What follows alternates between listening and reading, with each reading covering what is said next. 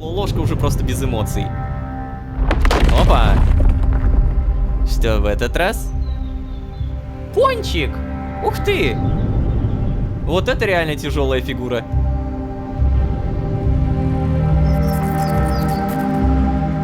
Привет.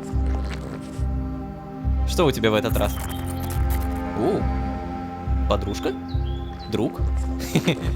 Брат? Сват? Сестра? Они же о чем-то разговаривают, самое главное.